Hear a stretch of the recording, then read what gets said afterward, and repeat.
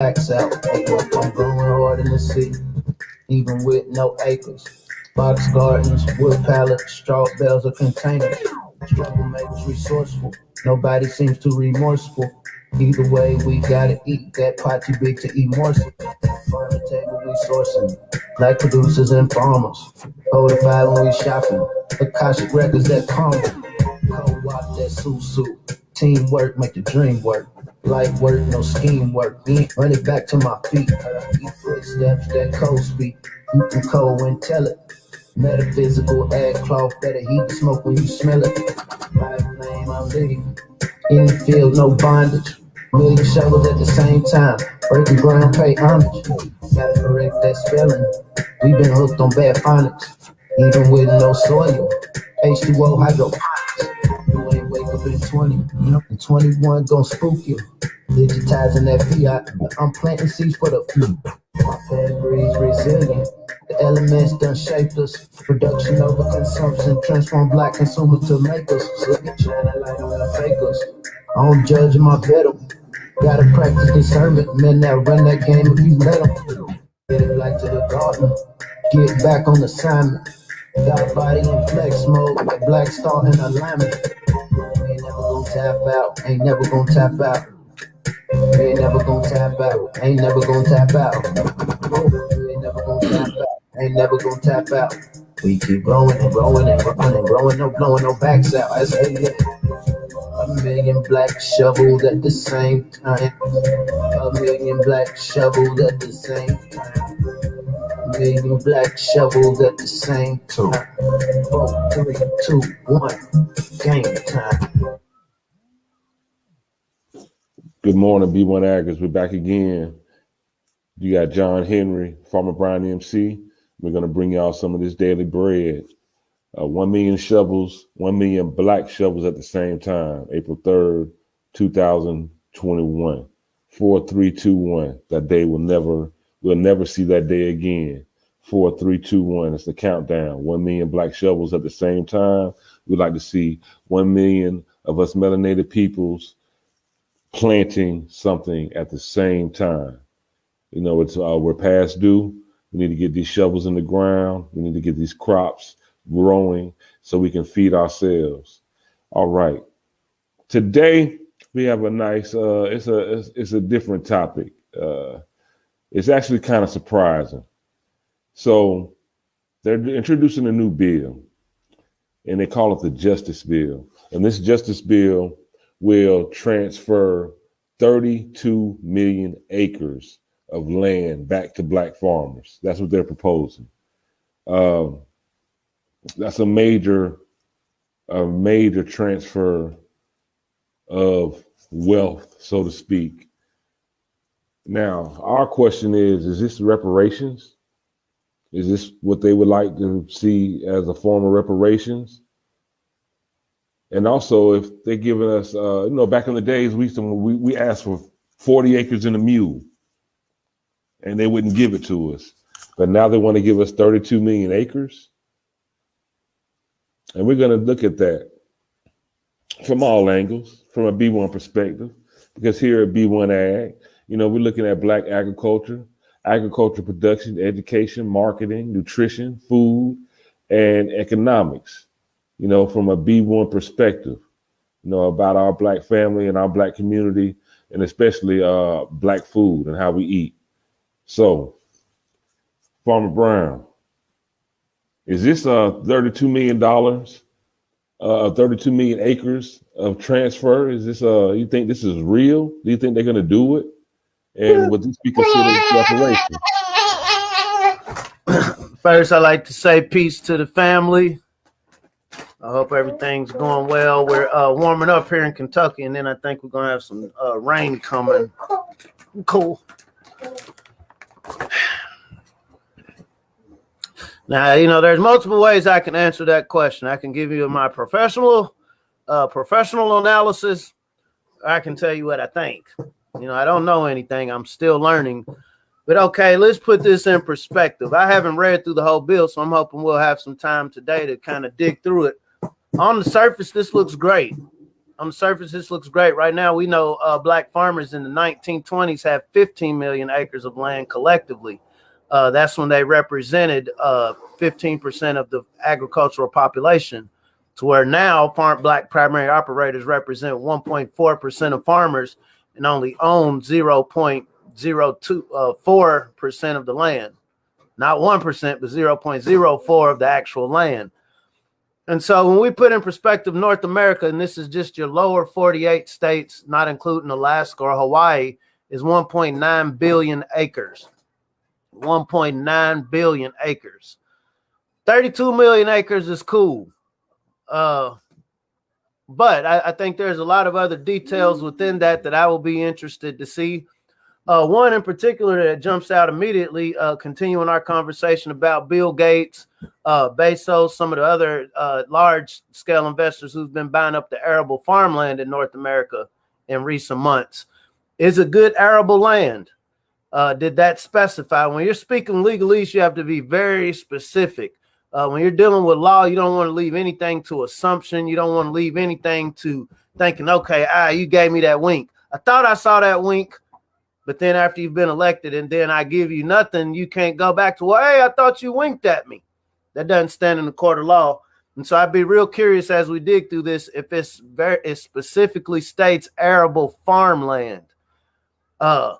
Also, there's another article I hope we're going to pull up a little later. So most of the farmland in the Midwest is rendered useless at this moment because of the overuse of pesticides and herbicides. It's been over-farmed. That's one of the downsides of having, industrial farming.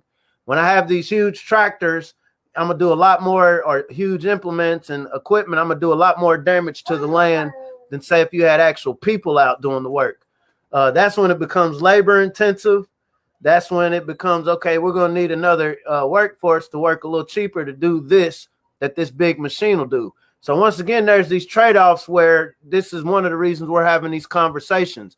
But to tie back to this situation, so we know a lot of the farmland in the Midwest particularly, which is where Bill Gates bought a lot of the land, is not usable anymore. And so I'm curious to know, is this 32 million, is this prime acreage?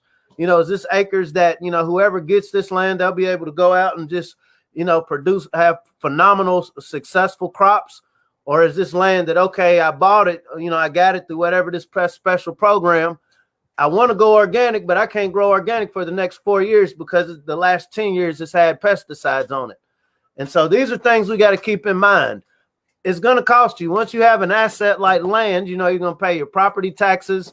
If you are wanting to get in production, say if it isn't good land, you're going to have to bring in more inputs to amend your soils. If you try to do minimal till or no till, okay, there's still a lot more money you'd have to spend. And so I'm wondering if some of these areas are covered within this bill as well, or is it just saying, hey, here's 32 million acres. I'm giving y'all back something. And so I'm real curious to see what the verbiage is around that.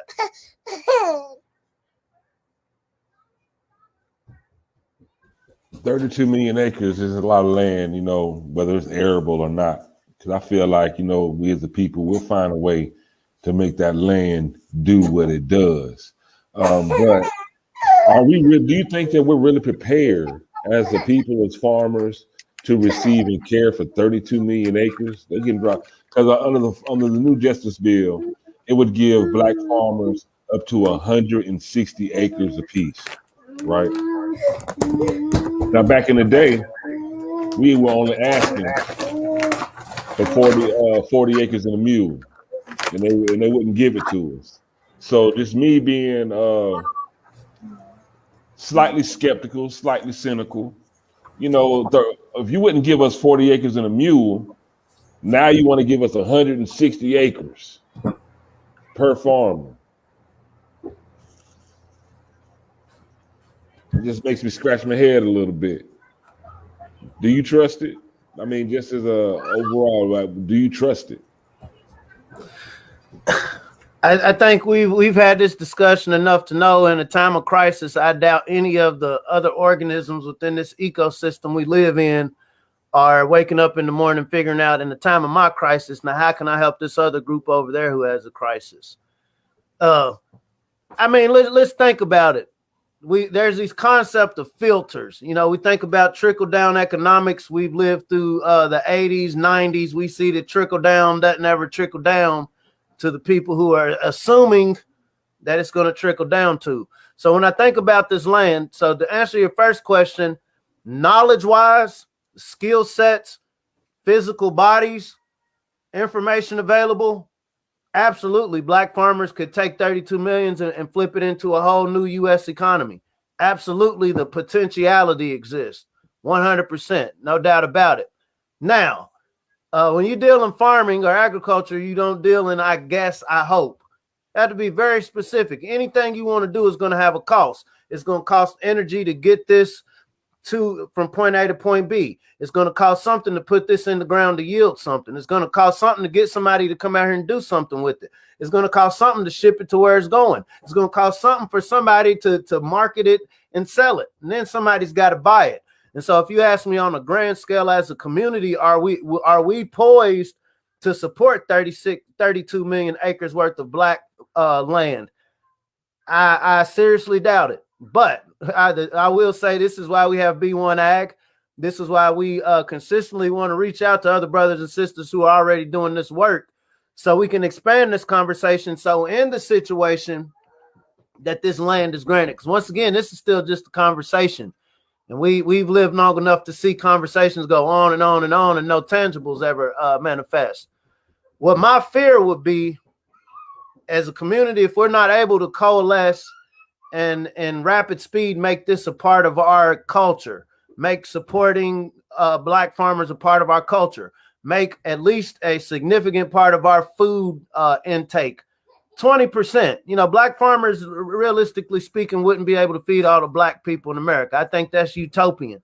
But I think it's fair enough, even with 32 million, I think it's fair enough to say if we had a formidable community buy-in of the importance of specifically buying black.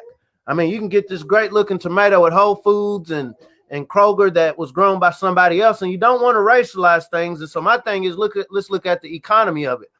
And so you give these black farmers 160 acres of land that they're responsible for, whether they're able to make profit for it or not. And so what I wouldn't want to happen is, okay, in year one of me giving y'all all these acres, you're happy, you're excited, you're optimistic. And then you realize the only people available to buy this is the group that ain't happy that you got all of this. Because there are some people that will see this as, hold up, for you to give them 32 million, that means you're taking something from me. And so we've lived long enough to see that there are factions, not everybody, but there are factions within other groups, not just white, that would have a problem with that. And so as a group, we have to ask, do we have the consumer support just in case, okay, these farmers that got all this land don't have bases. They don't have markets to purchase their products. What happens 10 years later if we don't have a community, I ain't going to say a buffer community. It's a safety net. As a black farmer, okay, I done came across this government program. I can get 160 acres of land. I know what to do with it, but I get out here in year one and realize, the soil's bad. And so I got to wait, 2-3 years for this soil to get back right. Okay, in the meantime, I'll do agroforestry, but then you need equipment. Okay, I'll run some silvopasture in the forest. I'll run some goats. But I got to buy some goats. And so is this bill making sure that the farmers are able to actually profit off of the land? Or am I just going to give you an asset where you're going to be bumbling and fumbling around, chasing these phantom opportunities until year 10, you're giving it right back to me. And in year 10, I can say, well, I gave y'all what y'all asked for. Y'all didn't know what to do with it. And so that's why conversations like these, platforms like this, because there's money people that are hearing this conversation that can take much more effective action on what we're discussing. But I think this is definitely something, as we have this discussion about, because this isn't the only bill being introduced. I think Raphael Warnock has introduced some legislation as well, which is for farmers of color. So, hey, there's millions of colors on the spectrum. And so I guess this one, which I will give credit to Cory Booker, at least specifically says black. But with everything that comes from, who we speak of, you have to look at everything with a little bit of scrutiny with a what if. What if you're not going to give us all the inputs and other financing and capital necessary to make this land productive? What if we don't have a community in place that knows that this is something to be defended? What does this look like 10 years later? Does this mean 32 million acres is about to go right back to whoever sold it to us, and they received the benefit of all the property taxes we was paying that whole 10 years, bumbling, fumbling around trying to make something work where we were kind of cut off from the beginning? And so these are real dynamics we have to think about with this bill.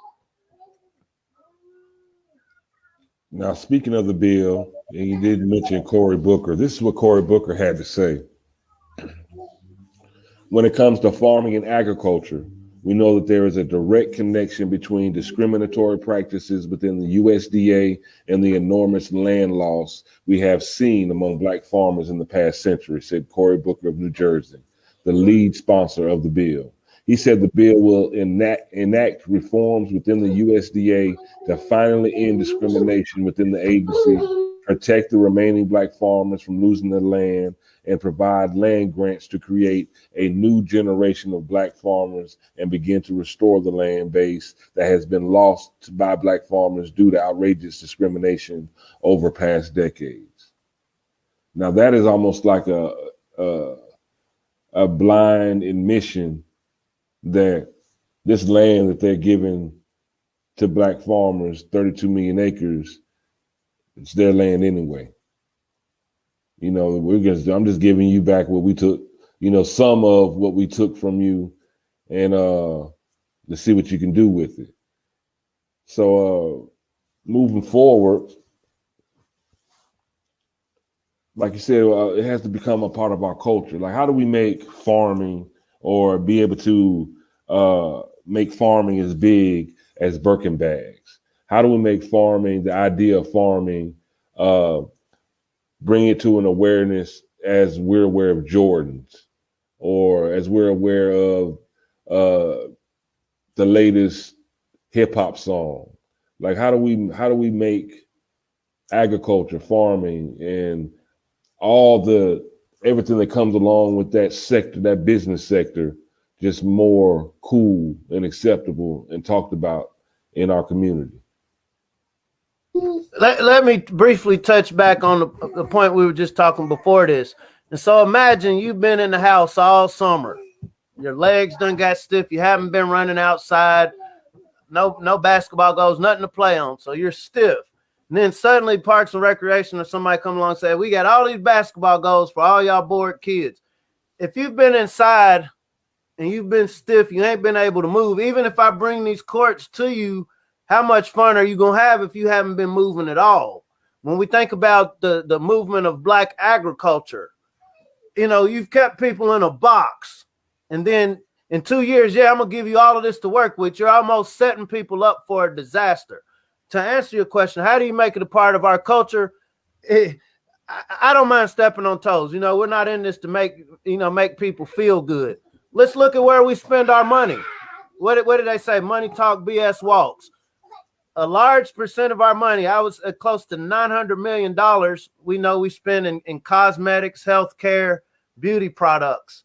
Obviously it's the women's makeup, which tend to spend more on cosmetics, but men buy things too.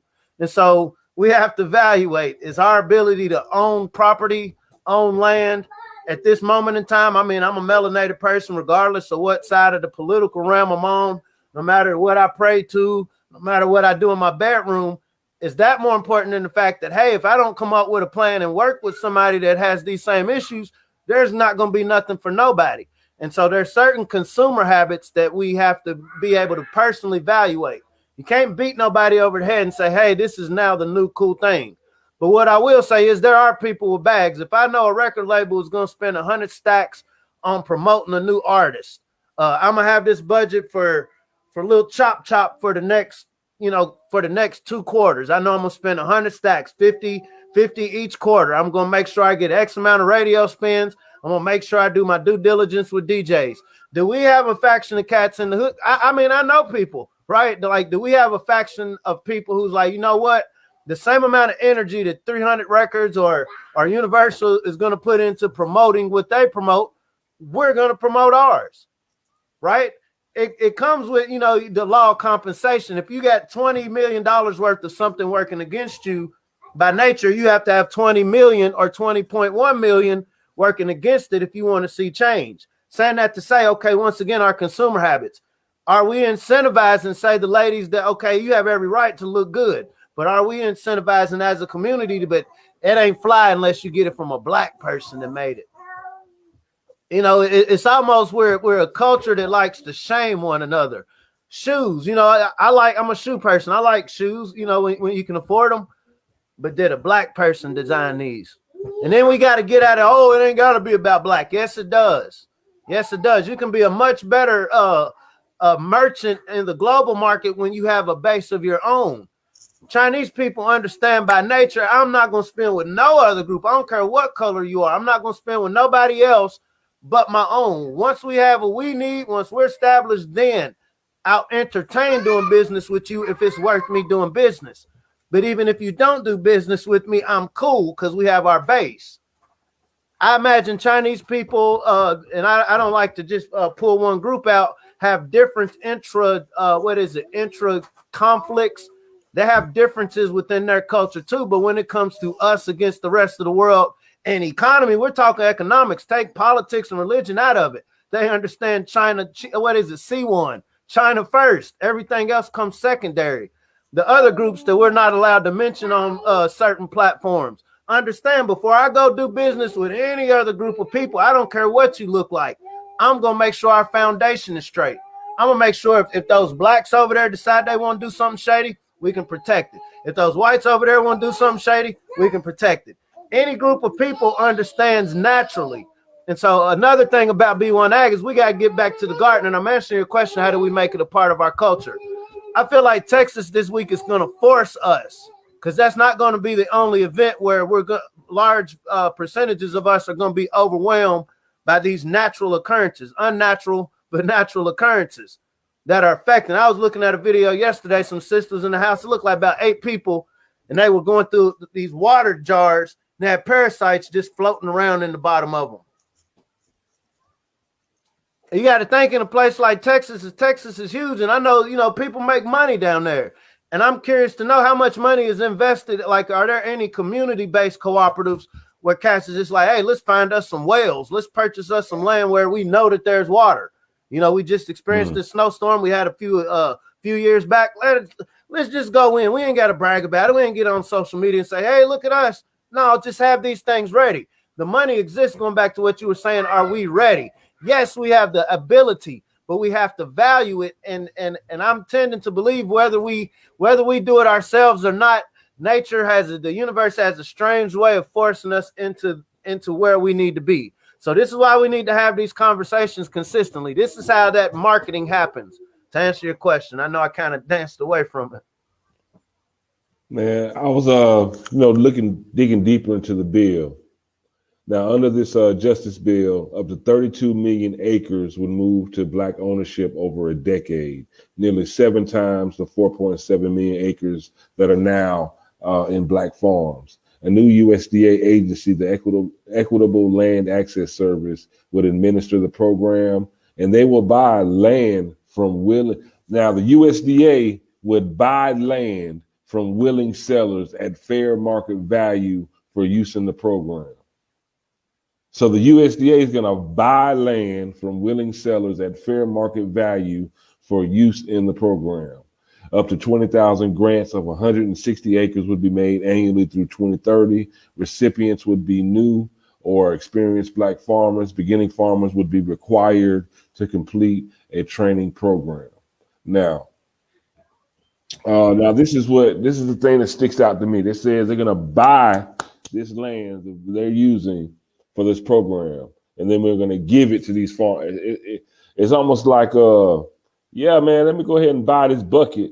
Let me buy this 1983 Chevy Caprice, and let me give it. I'm gonna buy this from you, but I'm gonna give it to them and tell them it's a Bugatti.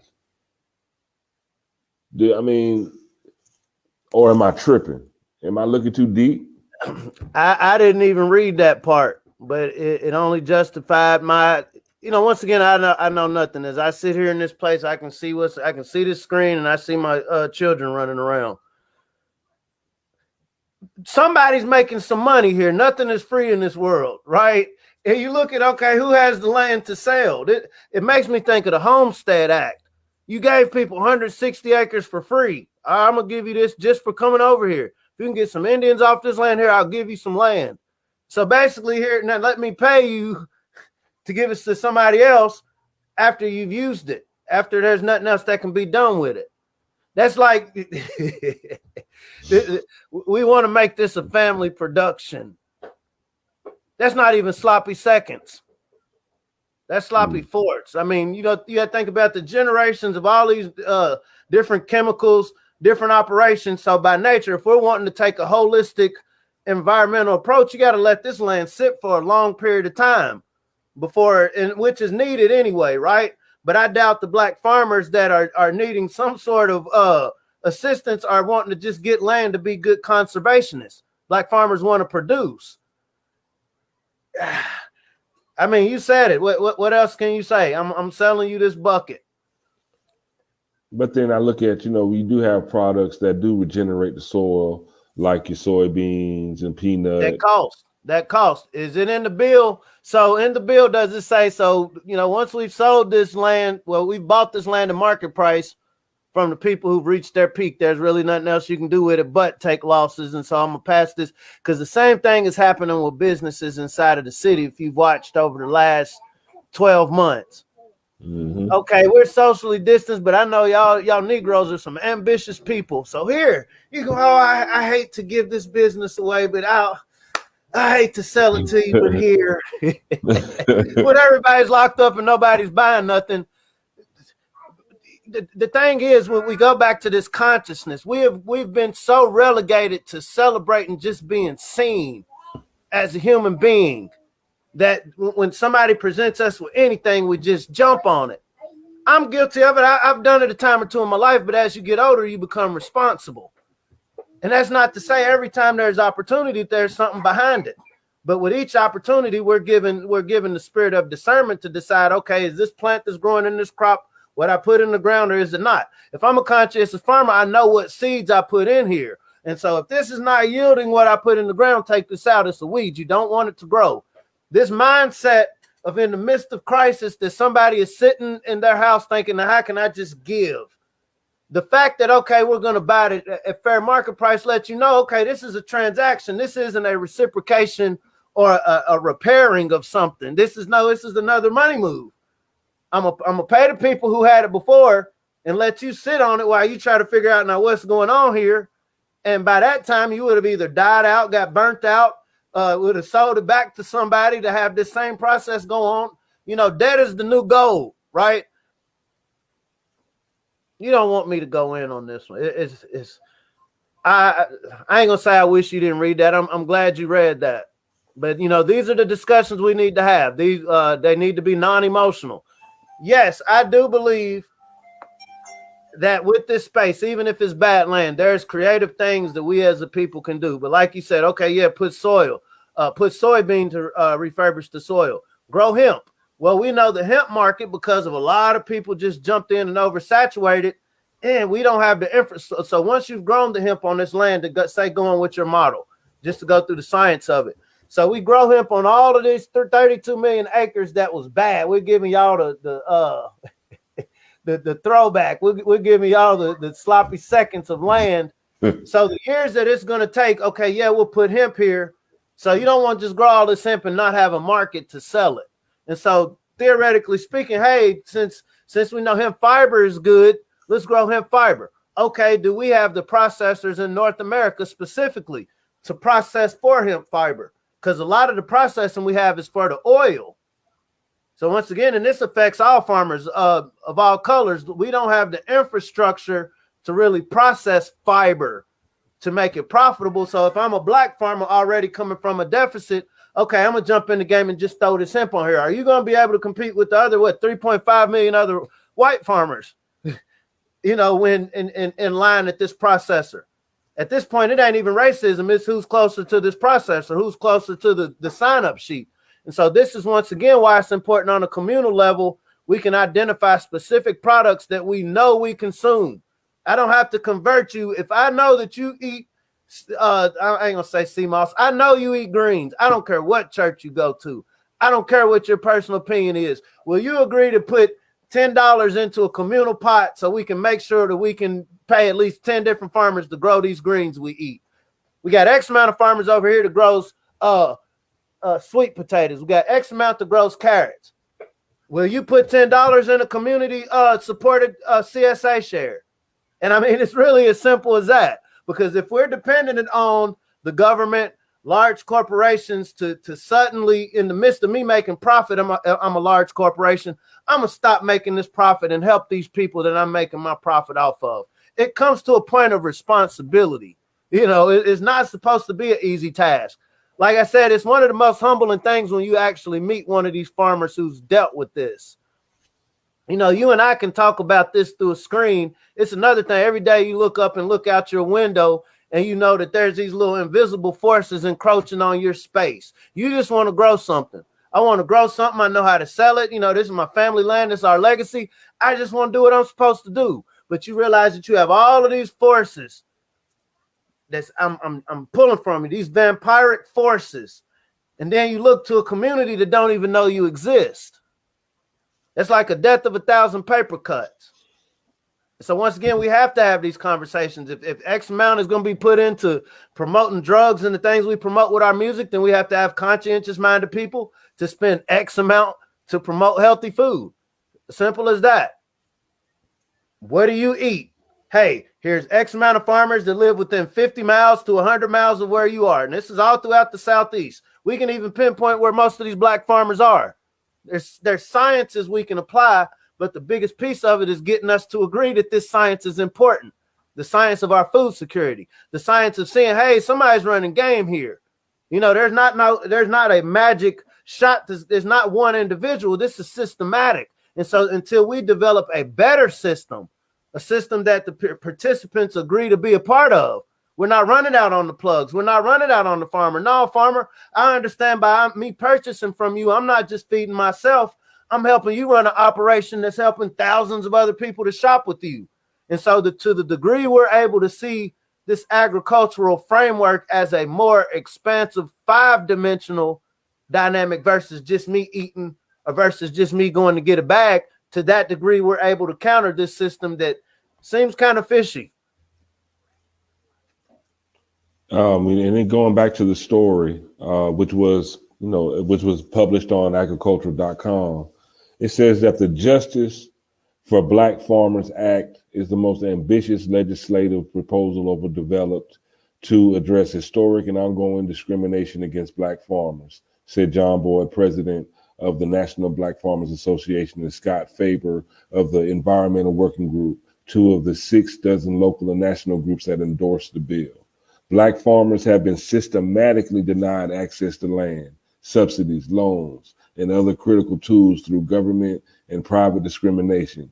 And the institutional racism that has driven Black land loss is being reinforced through the USDA's broken policies. And it goes back to say that in the report, they allege that that Black farmers are being denied USDA farm loans or forced to wait longer for loan approval than were non-minority farmers. Many Black farmers contended that they were facing foreclosure and financial ruin because the USDA denied them timely loans and debt restructuring. Okay. Now this is the government producing this Black Farm Bill. And you see the admissions, they're admitting. This is basically, to me, this sounds like an admission. So again, you're admitting that you did these nefarious things. You denied and you drove it and you took our land. And now, you know what? We're going to give these 32 million acres of land back to you that we're going to buy from them and give this to you.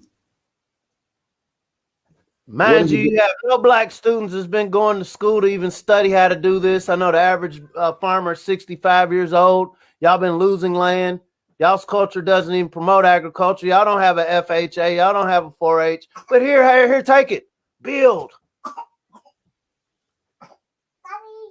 you know, I think about the health crisis that we've been going over for the last few years. Once again, we were talking about yesterday how food was used as a weapon of war. And so we know why we have pre-existing conditions. Let's repair the root. If you're a farmer, you understand I'm going to burn a lot of my energy if I just keep chipping away at the tentacles of this plant that's in my field, you know, taking nutrients away from the roots of my other plants. No, I need to go to the root of it. The root is economic. Right. You know, black farmers have been locked out economically. And so to only address the tentacles of the root, you still actually, when you prune it, the roots are going to grow wider if you're dealing with natural principles, right? And so we know y'all have these pre-existing conditions. So I want to help you. I'm not going to go to the root of why you have them. and y'all I'm going to help you first. We see the first few days of the new administration, not one thing. And even what we're talking about now is just a discussion. This isn't an executive order. And so my thing comes to, if you want to help somebody, you're going to help them with the area they need help the most. But we understand that our dysfunction is profitable. Our inability to do commerce amongst each other and understand just certain natural principles is very profitable to those who profit off of it. If I was somebody that benefited off of black misery, and it don't matter what color I am, guess what? You're not going to convince me to stop. Like, bruh, my stomach is fed every day. My kids are fed because these black people are suffering and don't know how to work with each other. But the funny thing, we got to stop limiting it to white people. There's people darker than us that understand those black folks in America don't know the gold mine that they're sitting on. Those black folks in America don't know how much resource and access to information they have that people around the world could only dream of. So this is why people don't feel guilty when they come over here, because we're turning up. These are the images they're seeing of us turning up. We know that there's people putting in work, but are we as a community promoting these images? Because that's what the kids, at the end of the day, we talk about how do we get the next generation. They follow what they see. If I'm used to seeing these petty adults that don't know how to talk with one another, I'm used to hearing my mom say, I ain't shopping with that bitch. If I'm hearing my dad, don't mess with that. If that's what I'm used to hearing, guess what? That's what I'm going to do when I get older. And so when we talk about economics, that's the best way to teach is show our kid, hey, I want you to see me going to this market, you know, driving out to the country, talk with this black man, this black woman who grows something. It might just be the berries we eat. But once again, it's more than just shopping. It's you're creating a culture. It's unavoidable. It's unavoidable. I'm not going to call this a trick bag. You know, I work for the government, right? But keep it real. Keep it real. This is a point we can't sugarcoat no more. If you don't have a community of people that's going to be like, no, this is BS, this ain't enough, guess what? That's all you're going to get. If you just leave it to the less than 33,000 black farmers left in North America, less than 33,000. And when I say 33,000, that's including people, okay, I got an acre and I just got a farm ID. I can tell you it's a lot less than that. And so if you just leave it to that group and a handful of us that like gardening and think gardening's cool, that's not a lobby. You're not going to get hurt on at DC. With the piece of it that you read in the beginning, it's the best legislation so far. Everything is relative. If I've given you nothing, then giving you 0.001 is better than nothing. And so we have to be able to put things in perspective and have these conversations. It's not about one person being right or wrong. You want to eat, I want to eat. Who's producing your food? Somebody's giving me something I don't like. Somebody's giving me 3D printed chicken. Somebody's giving me something that's going to make me grow 3 ears and 4 eyes. Well, if you want to change that, are you supporting the people that can grow what you're supposed to be eating? We know what we eat. We know what's healthy. We know where we can grow it. We know the operations to do it. If you're going to leave these black farmers to wait on the USDA or whatever agencies to decide, I'll give you something, then that's on you. Once again, we have to see ourselves as a part of the agricultural community, not outliers looking in. When LeBron comes on TV, there's X amount of men and women around the world that put on a LeBron jersey. I want to be in the game with you, brother. I love seeing you perform. When the football players hit the field, I jump in my favorite player's jersey. Though I can't be on that field with you working, I'm gonna pay $100 just to come watch you run up and down this field. But I'm not gonna go in and put 100 on this black farmer that lives 50 miles away from me. that can deliver me a vegetable box 2 or 3 times a month. It's culture, and our kids are going to follow what they see us supporting. No, that's why it's important that we reach our youth and teach them about agriculture. And I know Farmer Brown, I know it's a big goal of you. You want to reach 250,000 third through fifth graders and get them more knowledgeable, aware, and also practicing in agriculture, because we do need to reach our youth. If we were to get, again, this is just a discussion. It's a bill proposal. They're talking about giving 32 million acres to Black farmers. But if they do, are we ready for that? Are we ready for that? Are we prepared to make good use of this 32 million acres? You know, do we have the infrastructure in place to even take advantage of it? Do we spend with each other enough? Do we work? There are a lot of opportunities available, but are we going to grab them? Are we going to make this agriculture thing, this growing, this gardening, this producing food a part of our a bigger part of our culture? This is my fear. I hate to use the word fear. It has such negative connotations. We have all of this opportunity ahead of us. You know, you have this orchard full of just beautiful apples, and we don't have the baskets. As a community, we haven't agreed, like, hey, let's weave some baskets so we can go through this orchard and get all these good apples.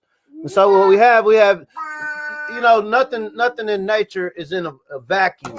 And so where you don't support, somebody else will come in support that's taking the time to build a basket to reap from your orchard. And that's my fear, that, okay, with this land opportunity, there's a lot of money now. I'm not a money-oriented person, but for people that, you know, there's a lot of money right now to educating brown kids, right? Like, so basically, because what's happening is they're putting us in a position where, hey, y'all ask for it, I'm giving you something. If y'all don't know what to do with it, y'all don't know how to, you know, take an action item and agree to move on it, hey, that's on y'all, but I've done it. Once somebody does something truthful, whether I'm doing something mean to you or nice, that's the most powerful you can be, is when I'm being truthful. They told the truth about what they knew about the discrimination, right? What is our argument? Well, damn, you just told me what you did. And so now it's left to the receiver of this truth that, okay, now what are you going to do? Once you told me that you did this once, I think about the letter about Malcolm X being released. I mean, most of us knew that anyway, but now you told me the truth. What am I going to argue about now? It's almost like a thing of what? And we sit here as a group. Some of us are like, you know, I don't care, man. You slap me, slap me, take me to jail. This is where some of us are at right now. If you don't punch back, you keep getting slapped. You know, and what did I say? Business is war. We have to learn how to support our businesses. B1AG is important to us because all of us eat. Right now, we have so many divisions in the family.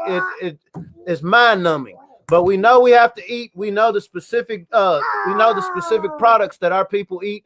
There's networks of farmers. I mean, you can go on Facebook, Instagram. There's networks of farmers that produce. And so it boils down to, as a community, do we have the self-discipline? Because it starts in the home. Do we have the self-discipline to support somebody that produces, that's Black, within the agriculture community? It doesn't make you a hateful person. It doesn't mean that you hate the world. And if you have friends that have a problem with you being the best you can be of whatever you come from, they're not a friend. You're a pet. So saying that to say, we need to learn how to grow better together.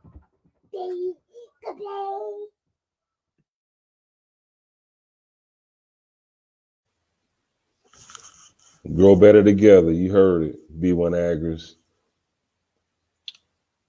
32 million acres. The new Justice Bill will give Black farmers 32 million acres. You know, is this a form of reparations? Is the 32 million acres good arable farmland? The fact that they're going to buy this land at fair market value from the landowners and then give it to us, do we trust that transfer? They're getting money. We're getting You know, they're getting money. We may be getting a bucket, a lemon at that. I don't know. But at the end of the day, we all need, as a community, we all need to take a stronger look at agriculture as a way for social economic freedom. We've done it in the past. It's since the beginning of civilization. It all starts with agriculture. Because if you can't eat, you can't do anything but die. If you don't eat, you die. It's that simple. So I hope we gave you some good, the daily bread. I hope you feel well fed. Talk to your kids, talk to your friends. Just go ahead and just start conversations on your social media. Talk about farming, talk about food, talk about land. You know, just get the conversation started. Share this video, like this video, share it, subscribe, come to the Black Boss Network. You know, support B1AG, support your local farmers, support your local food distributors, strengthen up that local food system. You know, this is we're talking and it's a conversation, but there needs to be a lot of action like yesterday.